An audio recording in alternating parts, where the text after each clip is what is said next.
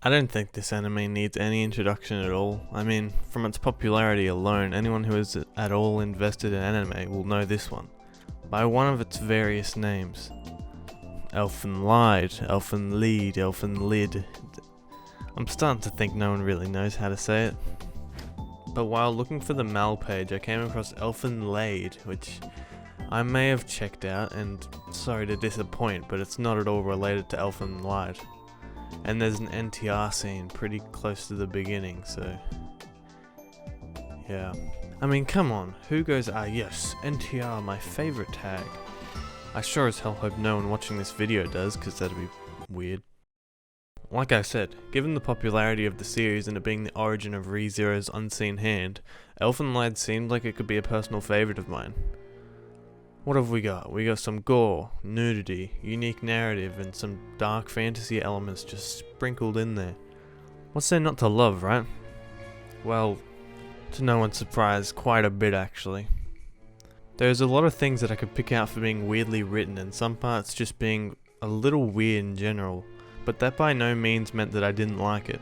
It was solid for what it was. Now, what exactly was it, you may ask, if you aren't one of the 1.3 or whatever million people who watched it?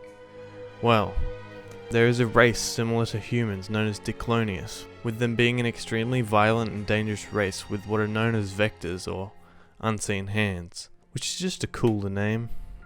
And they are locked far away in high security facilities because with how strong and violent they are, it would be extremely easy for them to take over the world in mere days. The main feature that a human would be able to notice about a Diclonius is the two horns sticking out of their head.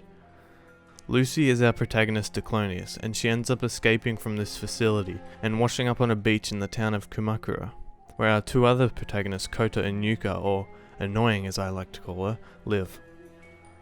The two end up seeing Lucy as she washes up on the beach and decides instead of going, "Yo, this bitch got horns, what's going on with that? Let's take her to the police."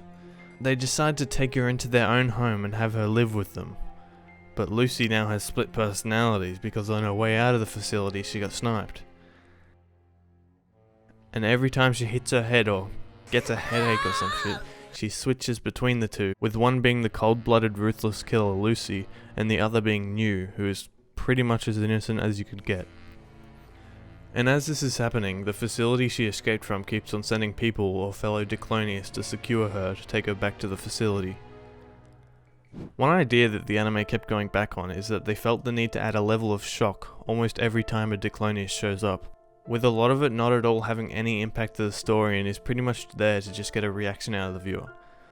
But after a while the shock factor lost its, shock factor. Right about when the 50th person died to the exact same scenario. Person goes near Diclonius, person gets killed.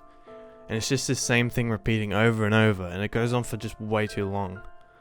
They're almost always side characters too, with it being like a security guard E or something, just getting cut in half. And while we're on the topic of the shock factor, in the backstory, why you gotta do that? Ain't no kids acting like that just to pick on a girl. They jump from coming on her bag to killing the dog she feeds. Ain't nobody killing dogs in a kindergarten.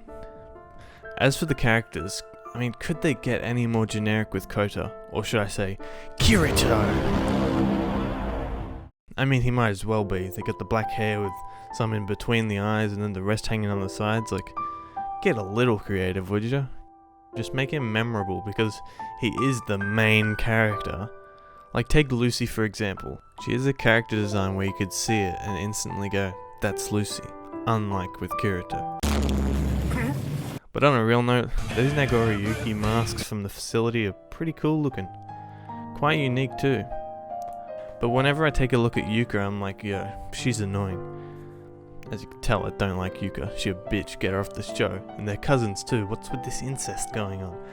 And while we're on the topic of weird things, in the backstories, which was surprisingly very interesting for backstories, the kids are naked. And they're what, 10 in this part or something? I don't want to see that. That's for a specific group of people who I'm sure as hell not a part of. But I did see it because the backstory was good and it gave me reason behind Lucy's actions and some character development for Kirito. Right, so close to the ending when Mariko was introduced, it felt like such an ass pull. Like, for the whole time, everyone in the show is freaking out because Lucy escaped, and she's meant to be the queen of the Declonius from strength, I assume, because I don't know what else they would have to go off. But then they just introduced a character who has even more arms, with more range, and it makes Lucy not even seem that scary anymore. They could have done something better there. It doesn't have to be, let's take X character and make them another character, but stronger. And the soundtrack is pretty much just the opening playing on repeat each episode, with maybe 2 other songs if you're lucky. And that opening, shit's ass!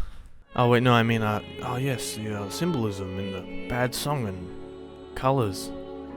As for the ending, well, I don't know, I didn't watch it once.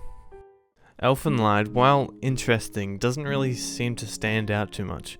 Sure, it's shocking to some degree, and I enjoyed it, but it's definitely not one of those anime that are a must-watch. It's just...